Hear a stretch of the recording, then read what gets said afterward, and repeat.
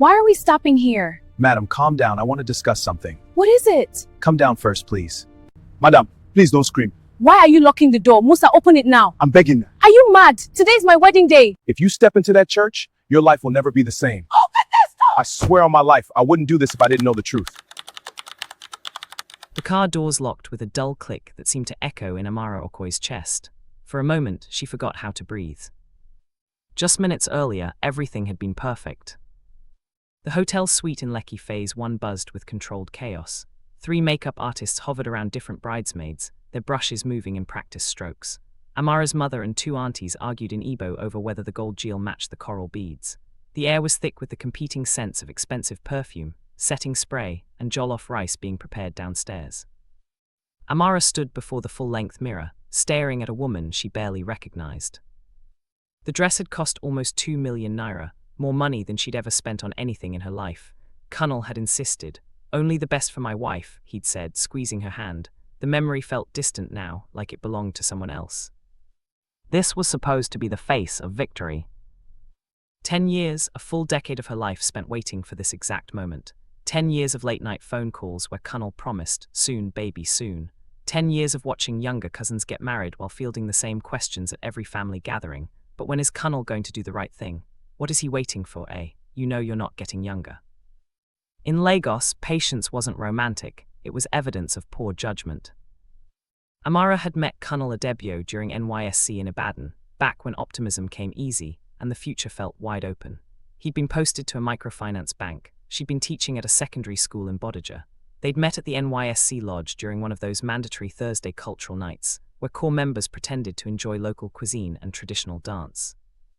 Kunal had walked up to her with that confident smile, the kind that suggested he'd never been rejected in his life. "You're too beautiful to be sitting alone," he'd said. It was a terrible line, she'd laughed anyway. He wasn't rich, his allowance barely covered transport and data. He wasn't connected, his uncle's contacts never materialized into the promised job, but he had plans, big shimmering plans that he'd lay out over cheap suya and Malta Guinness. "I'm building something," he'd say, "just give me time." And Amara had believed him. She'd stayed when her friends moved on to men with better prospects. She defended him to her father, who'd called Kunal one of those Lagos boys with big mouth and empty pockets. She'd brushed off her mother's concerns. 10 years is too long, Amara. If he wanted to marry you, he would have done it by now. But Kunal always had a reason. First it was NYSC, then it was finding stable work, then it was saving for a proper engagement, then his father got sick, then the economy crashed, then. Until finally, last December, he'd gone down on one knee at La Taverna in Victoria Island, in front of their friends and a violinist he'd hired for the occasion. The ring had been beautiful, white gold with a modest diamond that caught the restaurant's soft lighting. "I told you I'd make you my wife," he'd said, tears in his eyes. "Thank you for waiting for me." Amara had cried so hard she couldn't speak. Her friends had posted videos on Instagram with captions like, "Love wins 10-year challenge worth the wait." The comments had poured in, "This is what real love looks like. Finally, your patience has paid off, sis." Now, at 32 years old, she was finally a bride. Or so she thought. The hotel room exploded in final preparations. Someone pinned her veil, someone else spritzed more perfume. Her youngest cousin handed her the bouquet, white roses and orchids, imported, expensive. "The car is waiting downstairs," Amara, her maid of honor, called out. Amara took one last look at herself. The woman in the mirror looked like she belonged in a magazine. Perfect makeup, perfect dress, perfect smile. If only she felt perfect inside. She pushed the thought away. Pre-wedding jitters, everyone got them. The black Toyota Camry waited in the hotel's driveway, engine purring softly. Musa, Kunal's driver for the past year, stood beside it in a crisp white shirt and black trousers. He was a quiet man, mid-40s, with the kind of face that revealed nothing. Kunal had hired him after his promotion at the logistics company, one of the first signs that things were finally looking up. Amara gathered her dress and slid into the back seat, grateful for the tinted windows that blocked out the Lagos sun. The cool air conditioning washed over her face.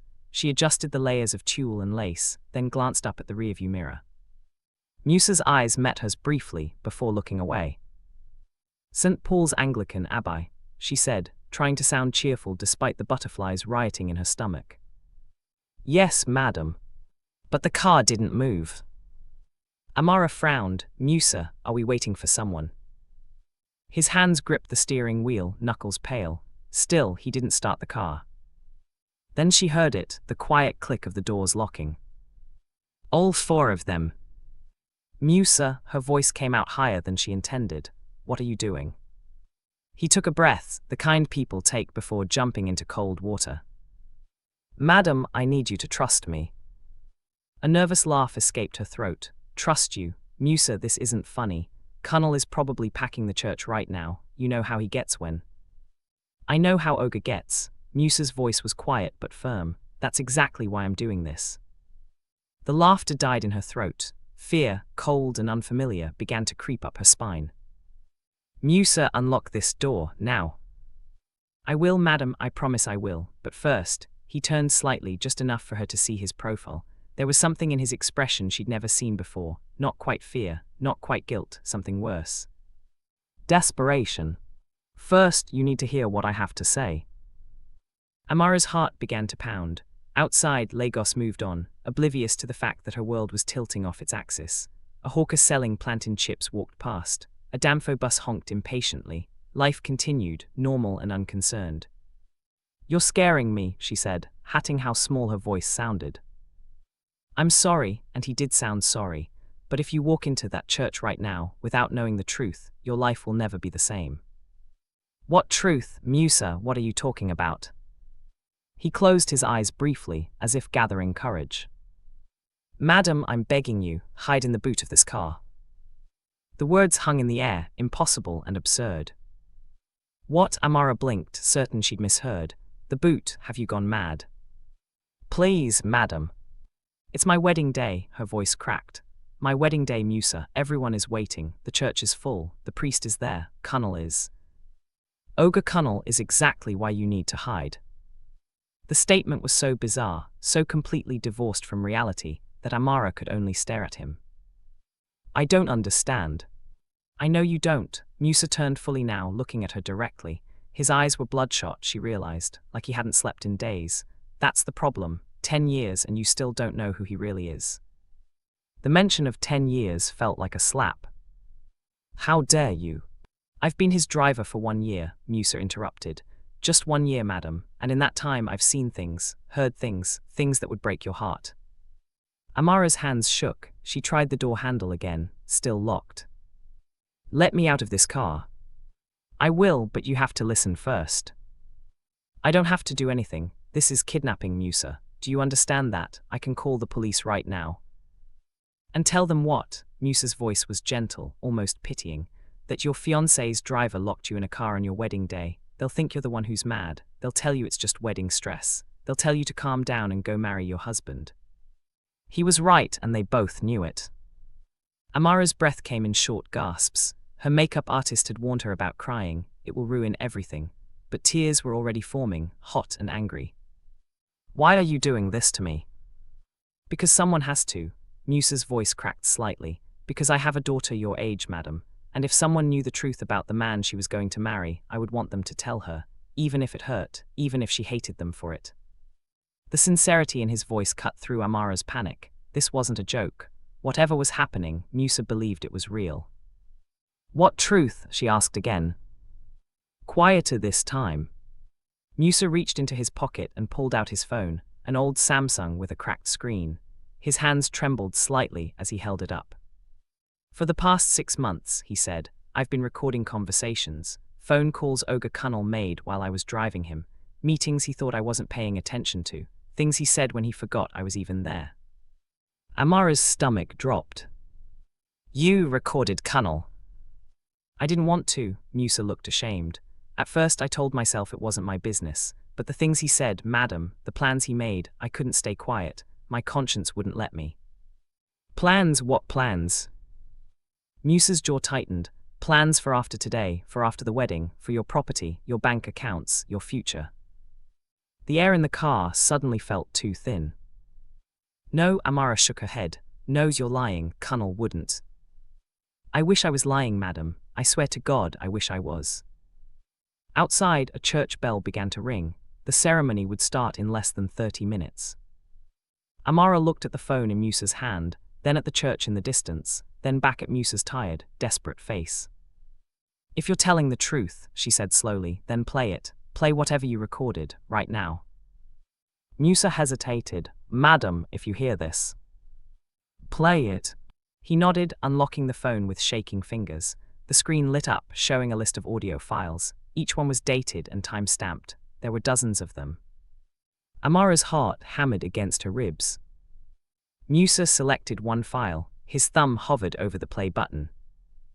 Please understand, he said quietly. I'm not doing this to hurt you. I'm doing this to save you. Then he pressed play. The first sound that filled the car was laughter. Kunnal's laughter. Rich, confident, completely at ease. The same laugh Amara had loved for 10 years. The same laugh that had comforted her during her father's illness. The same laugh that had promised her forever. Then his voice, clear and unmistakable. Guy, I'm telling you, this woman has been waiting for 10 years. 10 years. She's not going anywhere now. After Saturday, everything falls into place. Another voice, male, unfamiliar. You sure say this thing go work? 100%. I've been setting it up for months. The property's already in both names. Once we're married, it's automatically mine under joint ownership. She doesn't even know I've been taking loans against it. Amara's vision blurred. And the account, the other voice asked. That's the beautiful part, joint account, right, but I'm the primary signatory. Once the wedding's done and we're officially married, I can move everything without her signature. She'll wake up one day and poof, it's all gone. Laughter, both of them laughing. Guys, you're wicked, oh. Not wicked, my brother, smart. You think I spent 10 years with this girl because I love her? Please, I was building the foundation. She trusts me completely. She'd never question me. That's what patience does, it makes people stupid. The words landed like physical blows. Amara pressed her hand over her mouth, but the sob escaped anyway, raw and broken. Turn it off, she gasped. Please turn it off. But Musa didn't stop the recording. Kunnal's voice continued. The wedding alone is costing almost 15 million. You know who's paying? Her family. Old man gave me the money thinking he's investing in his daughter's happiness. After everything is done, I'll show him exactly what he invested in nothing. But the girl Seth, she doesn't suspect anything. Suspect what? She's been waiting for this since we met. I told her I needed time to build my career, save money, do things properly. Every year I'd give her a reason to wait a little longer. And every year she believed me. Women like that, they're easy. Tell them you love them, cry a little, buy them small gifts, and they'll wait forever. Maury laughed. Amara couldn't breathe. The wedding dress felt like it was crushing her chest. 10 years of her life reduced to a scheme, a con, a carefully constructed trap. And after the wedding, the other voice pressed. After the wedding, I'll play husband for maybe 6 months. Let things settle, then I'll start the divorce process. By then the money's gone, the property's sold, and she can't do anything about it. She'll be too embarrassed to tell anyone the truth, too ashamed. Nigerian women like her, they'd rather suffer in silence than admit they were fooled. Guy, you're a legend. Not a legend, bro, just someone who knows how to play the game. This country doesn't reward honest men, you have to take what you can get. The recording ended. The silence that followed was deafening. Amara sat frozen, tears streaming down her face, ruining the makeup that had taken 2 hours to perfect. Her hands trembled in her lap. Her breath came in shallow, painful gasps. Madam. He called me stupid. Her voice was barely a whisper. He said I was easy. Musa turned in his seat, his own eyes wet. I'm so sorry, madam. I'm so sorry. 10 years, the words came out choked. I gave him 10 years of my life. I defended him to my family. I turned down other men because I thought he was worth waiting for. You didn't know. I should have known. The anger erupted suddenly, hot and violent.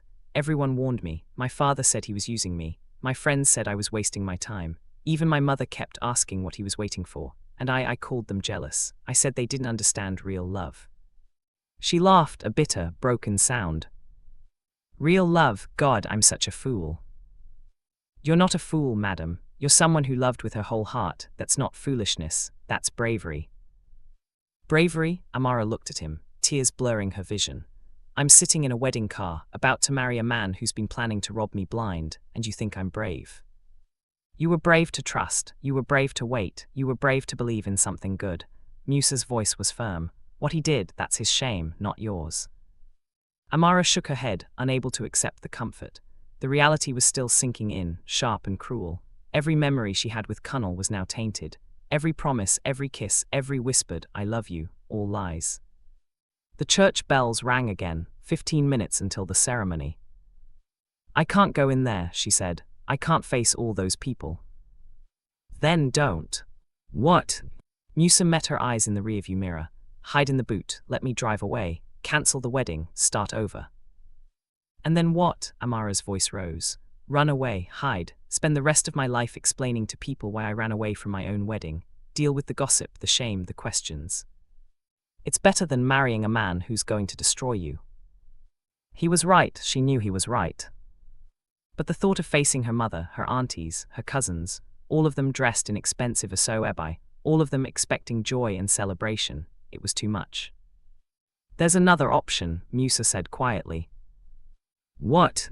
"Go into the church, walk down that aisle, and when the priest asks if anyone objects, play the recording. Let everyone hear what kind of man they came to celebrate." The suggestion hung in the air, dangerous and tempting. Amara's mind raced. The humiliation would be public, devastating, but it would also be honest, and Cunnel would finally face consequences for what he'd done. "If I do that," she said slowly, "my life will never be the same. If you marry him, your life will never be the same either. At least this way, you choose how it changes."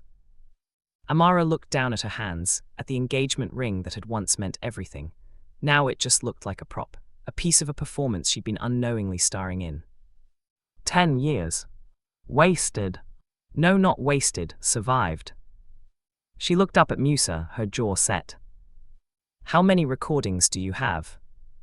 12. "Are they all like this?" "Some are worse." Amara nodded slowly. "Then we're going to need a speaker, a good one, loud enough for everyone in that church to hear." Musa's eyes widened. "Madam, are you sure?" "No," Amara wiped her tears, smearing mascara across her cheeks, "but I'm doing it anyway." For the first time in 10 years, Amara Okoye was making a choice that was entirely her own. And it felt terrifying. And it felt right. Before we continue to the church confrontation, let me ask you something. Have you ever ignored a gut feeling because you wanted something to work out? Ever dismissed red flags because love convinced you they were just bumps in the road? Amara did for 10 years. If you're watching this and something in your relationship feels off, don't wait 10 years to investigate. Don't wait until you're standing at an altar. Backhand index pointing right, subscribe now, because the next part of this story will show you exactly what happens when truth crashes into deception. And trust me, you don't want to miss it. Backhand index pointing right, like this video if you believe Amara's making the right choice. Comment below if you think she should have just run. This isn't just a story, this is a warning. The drive to St. Paul's Anglican Church took 7 minutes. 7 minutes for Amara to fix her makeup as best she could. 7 minutes to rehearse what she'd say. 7 minutes to consider backing out a dozen different times. Musa drove in silence, occasionally glancing at her in the rearview mirror. When they pulled up to the church, the sight nearly broke her resolve. The building was decorated with white and gold ribbons. Balloons lined the walkway. A massive banner hung above the entrance. KUNLE and AMARA, a love worth the wait. Amara stared at it, feeling sick. "Madam," Musa said softly, "you can still change your mind. I can turn around right now. We can disappear." For a moment she was tempted. Just drive away, delete her Instagram, move to Abuja, start over where nobody knew her story. But then she saw them, the guests, hundreds of them, dressed in matching coral and gold aso-ebi, laughing and taking pictures on the church steps. Her mother stood near the entrance, resplendent in her jewel, greeting people with the pride of a woman whose daughter had finally done well. Her aunties clustered nearby, probably discussing how they'd always known Cunnel was serious about Amara. Her cousins posed for photos, their children running around in tiny matching outfits. All of them had bought into the lie. All of them had celebrated a love story that was actually a long con. They deserved to know the truth. "Do you have the speaker?" Amara asked. Musa reached into the front seat and pulled out a small Bluetooth speaker, the kind used for parties. "I charged it last night." "Good, connect your phone to it." "Madam, once this starts." I know, Amara looked at him. There's no going back. No, madam, there isn't. She took a deep breath. Then let's make sure they hear everything. Musa connected the phone to the speaker and handed both to Amara. She tucked them into the folds of her dress, hidden but accessible. The car door opened. Her maid of honor, Kioma, appeared, grinning widely. There she is, Amara, you look stunning. Everyone's waiting. Colonel has been asking. Kioma paused, squinting. Have you been crying? Happy tears, Amara lied, forcing a smile. Kioma bought it instantly. Of course, come on, your father's waiting to walk you down the aisle. Amara stepped out of the car, her legs shaking. The late afternoon sun felt too bright. Everything felt surreal, like she was watching herself from a distance. Her father appeared, tall and dignified in his traditional agbada. He'd been skeptical of Colonel for years, but even he had softened recently. Finally, that boy is doing the right thing, he'd said when Colonel came to pay the bride price. If only he knew. My daughter, her father's voice was thick with emotion. You look beautiful. Thank you, Papa. He offered his arm, ready. No, not even close. Yes. They walked toward the church entrance. Guests called out congratulations. Cameras flashed. Someone's auntie started singing a praise song. The world felt too loud, too bright, too much. Then Amara saw him. Colonel.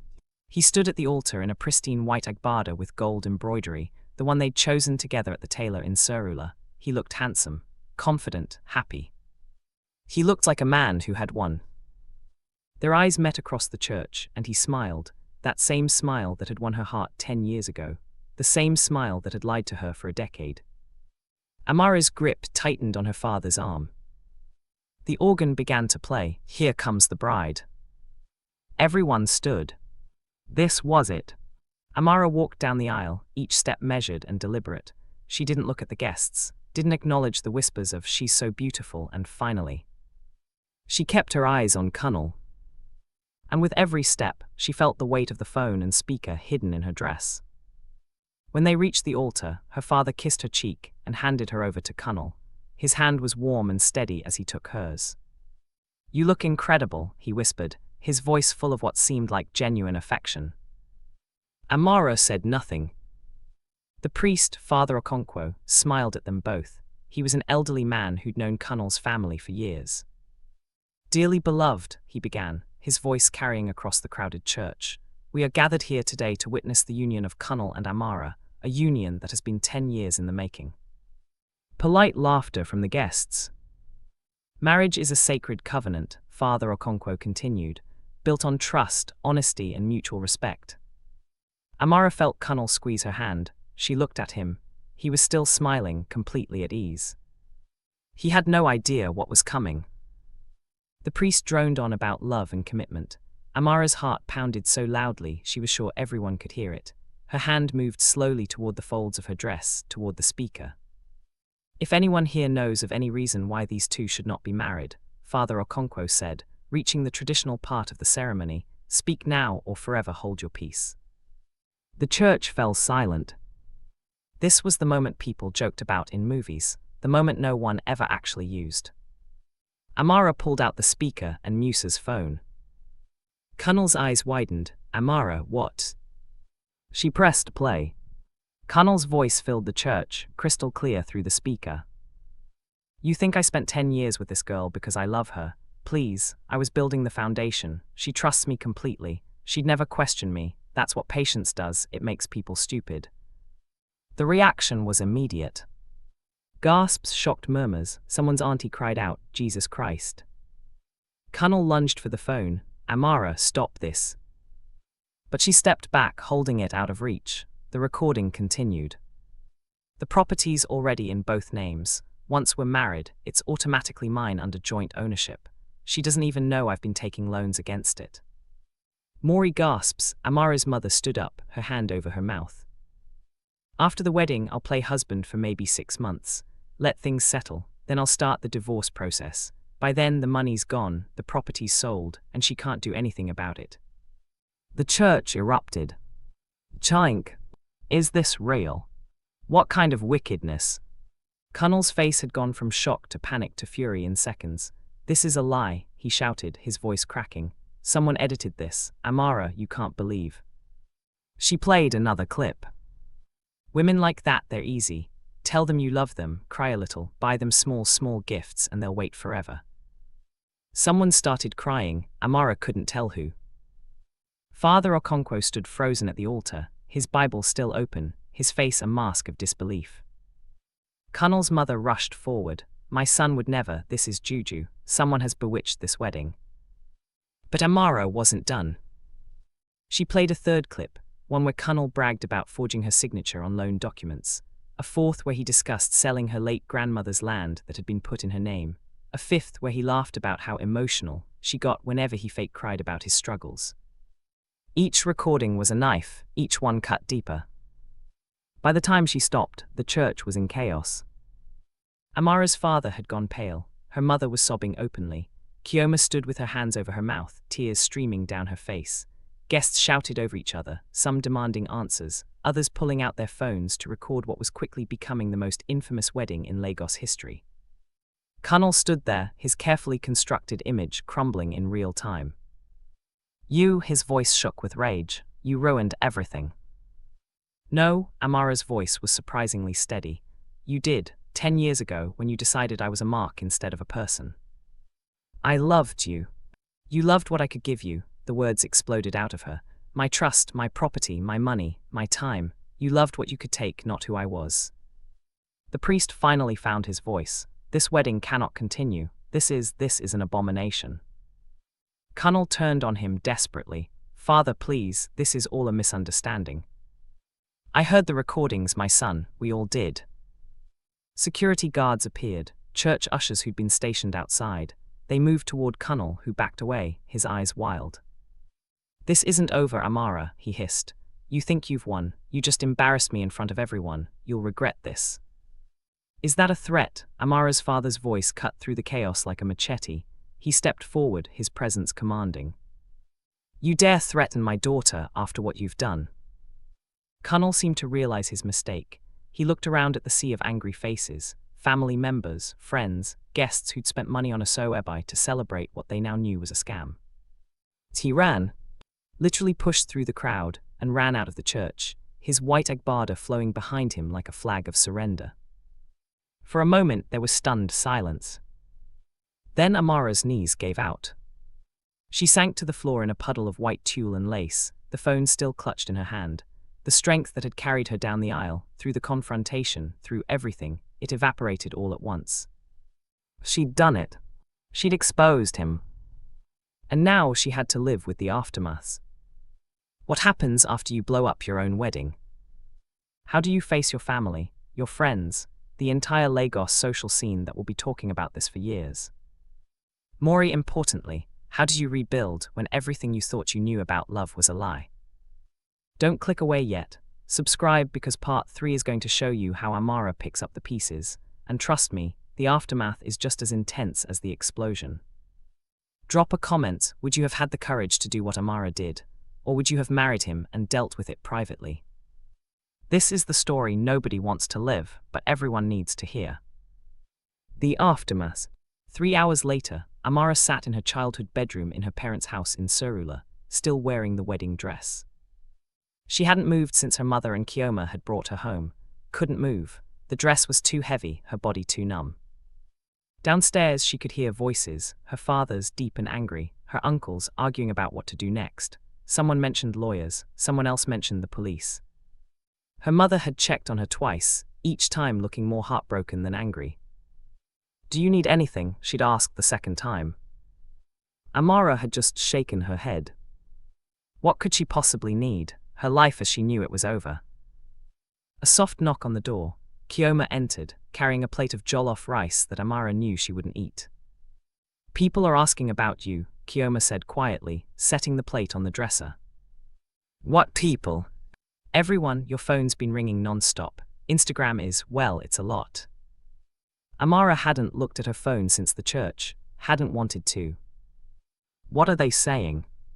Kioma hesitated. Some are supportive, saying you're brave, saying you did the right thing. And the others? The others are asking why you didn't handle it privately, why you had to embarrass Kunal like that. There's a hashtag trending, Lagos wedding scandal. Of course there was. Amara laughed, a hollow, empty sound. I'm trending, how nice. Amara. Did he post anything, Colonel? Kioma's face darkened. He deleted all his social media accounts, disappeared completely, but his friends are defending him, saying you must have done something to drive him to it, saying women always play victim. The words shouldn't have hurt. Amara knew they were lies, but they did hurt. They hurt because part of her had expected this. In Lagos, in Nigeria, a woman who spoke out was often blamed more than the man who wronged her. I should have just run away, Amara said quietly. Should have let Musa drive me out of the city, started over somewhere new. No, Kioma sat beside her on the bed.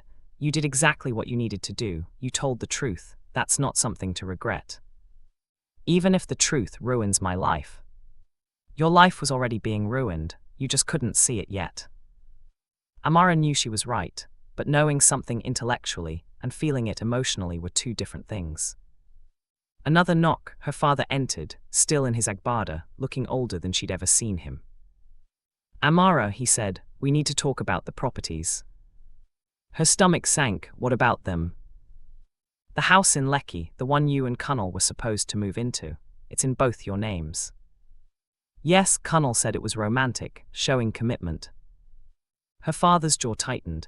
He took out 3 loans against it, without your knowledge. We're talking about 15 million naira in debt. The room spun. What? And the land your grandmother left you. He forged your signature on transfer documents, sold it to a developer in Ibaju Lekki for 12 million. Amara couldn't breathe. That's not possible. I never signed anything. The signatures are good, very good. My lawyer thinks he's been planning this for at least 2 years. 2 years? While she'd been planning a wedding, Colonel had been planning a heist. Can we get it back? She asked, her voice barely above a whisper. We're going to try, but it's complicated. The loans are in both names, you're liable for half. And the land, once it's sold and transferred, it's difficult to reverse. So I'm not just heartbroken, Amara said numbly. I'm also broke. Her father sat beside her, his large hand covering hers. We'll figure this out, he said, as a family, but Amara, I need you to tell me everything. Every document you signed, every account you opened together, every conversation about money, all of it. She nodded, though the thought of reliving every moment of her relationship with Colonel made her want to disappear. Over the next week, Amara's life became a series of humiliating revelations. The joint account they'd opened for the wedding expenses, emptied. Colonel had withdrawn everything the morning of the wedding, over 4 million naira, most of it contributions from her family. The investment property he'd convinced her to buy with him, mortgaged to the hilt, with Amara as the primary guarantor.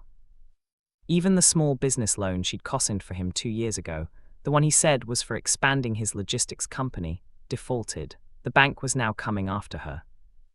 Her father's lawyers worked tirelessly, but the damage was extensive. Colonel had been methodical, careful, covering his tracks while maintaining the image of a devoted fiancé. He's been planning this since the beginning, one of the lawyers told her during a meeting. This isn't opportunistic fraud. This is calculated, long-term financial abuse. Amara had heard the term before but never understood it. Now she lived it. The social fallout was just as brutal. Some friends stopped calling. Some family members whispered that she should have handled it better. The hashtag evolved from Lagos wedding scandal to Amara exposed, though what exactly she was being exposed for, no one could quite articulate. Colonel's narrative, spread through his friends and family, was simple. Amara was a bitter woman who couldn't handle his success. She'd faked the recordings, never mind that his voice was clearly identifiable. She'd always been controlling, jealous, unstable. The lies spread faster than the truth. But something else happened too. Women started reaching out. First 1, then 5, then dozens. They sent DMs, emails, even letters to her parents' house. Each one told a similar story. My fiancé did the same thing. I waited 7 years before I found out. He's currently doing this to someone else. Some shared their stories publicly, using Amara's situation as permission to speak their own truths. A movement began, small at first, then growing, of women refusing to stay silent about financial abuse in relationships. 10 years no more started trending. Women posted their stories, their warnings, their survival tactics. Amara became, unintentionally, the face of something bigger than her own heartbreak. One evening, 2 months after the wedding that wasn't, Amara sat on her parents' balcony, scrolling through the messages. Her father joined her, holding 2 bottles of Maltina. "You've become quite famous," he said, handing her one. "Infamous, you mean?" "No, famous. You know how many young women you've helped. How many families are having conversations they never would have had." Amara shrugged. "Doesn't change what happened to me." "No," her father agreed, "but it might prevent it from happening to someone else." They sat in comfortable silence for a while, watching Lagos traffic crawl by below. "Papa," Amara said quietly, "I'm 32 years old. I just lost 10 years to a con artist. I'm in debt. My reputation is destroyed. When will I ever be able to trust anyone again?" Her father was quiet for a long moment. "The question isn't when you'll trust again," he finally said. "The question is, when you do trust again, will you trust yourself first?" Amara looked at him. "I ignored every warning sign," she admitted. "Every red flag, because I wanted the fairy tale so badly, I ignored reality." "That's not your fault, isn't it?" "No," his voice was firm. "Kunnal is responsible for Kunnal's actions, not you. You loved someone. That's not a crime. That's not even a mistake." "The mistake was his." Tears slipped down Amara's face, the kind that came easier now, after weeks of crying. "I just wanted to be married, Papa. I wanted to prove everyone wrong, prove that waiting was worth it." "I know. And instead, I proved them right." "No," her father said again. "You proved something more important, that you're stronger than any lie told about you, that you'd rather stand in truth, even when it's painful, than live in a comfortable deception." Amara wanted to believe him. She wasn't sure she did yet. But maybe, someday, she would. 6 months later, Amara stood in front of a small conference room at the University of Lagos, about to give a talk she'd never imagined giving. The topic, financial literacy and relationship red flags, what they don't teach you about love. The room was packed, mostly women, but some men too, young couples, single people, even a few older women who'd been through their own versions of what Amara had survived. She took a deep breath. 6 months ago, she would have been too ashamed to stand here, too broken. But something had shifted, slowly, painfully, through therapy, through legal battles, some won, some lost, through the excruciating process of rebuilding her credit and her confidence. She'd started a blog, initially anonymous, sharing what she'd learned about financial abuse. It had gone viral, then came speaking invitations, then media requests. Her story had become bigger than her pain. "Good evening," she began, her voice steadier than she expected. "My name is Amara Okoye, and 6 months ago, I almost married a man who'd spent 10 years planning to rob me blind." The room was silent, attentive. "I'm not here to tell you that love is fake or that you should never trust anyone. I'm here to tell you that love and wisdom can coexist, that patience is only a virtue when it's paired with discernment, that red flags exist for a reason, and ignoring them doesn't make you faithful, it makes you vulnerable." She clicked to her first slide, a list of warning signs she'd ignored. Number 1, he always had an excuse for why marriage had to wait, but never a clear timeline. For the next hour, Amara shared everything: the timeline of manipulation, the financial documents she'd signed without fully reading, the ways Kunnal had isolated her from friends who questioned him, the small lies that became bigger ones. But she also shared the aftermath, the legal resources available, the financial recovery strategies, the therapy that had saved her from drowning in shame. And most importantly, how to spot the warning signs before 10 years had passed. When she finished, the applause was long and genuine. During the Q&A, a young woman in the back raised her hand. "How did you forgive yourself?" she asked, her voice shaking, "for not seeing it sooner?" Amara paused. "I'm still working on that," she admitted. "Some days are easier than others, but I've learned that self-compassion isn't about excusing what happened, it's about understanding that I did the best I could with the information I had, and when I learned better, I did better, even when it was terrifying." After the talk, women lined up to speak with her. Some shared their stories, some just wanted to say thank you. One woman handed her a note that read, "You saved me from making the same mistake. My fiancé has been stalling for 5 years. Your story made me ask the hard questions. We broke up last month, thank you. Amara folded the note carefully and put it in her purse. This was why she'd gone through hell. Not for herself, though her own healing mattered, but for the women who'd come after, the ones who might recognize themselves in her story and choose differently. Outside the venue, Musa waited by a car, not a wedding car this time, just a regular Uber he was driving part-time while studying for a degree in social work.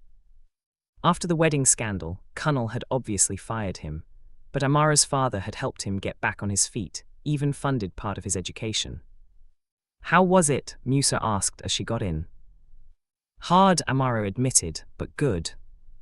He smiled. You're brave, madam. I'm surviving, there's a difference. Sometimes surviving is the bravest thing you can do. As they drove through Lagos traffic, Amara looked out at the city she'd almost left, the city that had witnessed her humiliation and her resurrection. She thought about Kunal sometimes, wondered where he was if he'd found another victim, if he ever felt remorse. Probably not, but that wasn't her burden to carry anymore. Her phone buzzed, a message from Kioma, dinner tomorrow, just us, you, me and excessive jollof rice. Amara smiled and typed back, perfect. Life wasn't perfect. Her credit was still recovering. She was still paying off debts that weren't really hers. She still woke up some mornings feeling the sting of betrayal. But she also woke up free. Free from lies, free from a man who saw her as a transaction, free to rebuild on her own terms. And that, she was learning, was worth more than any wedding could have ever given her.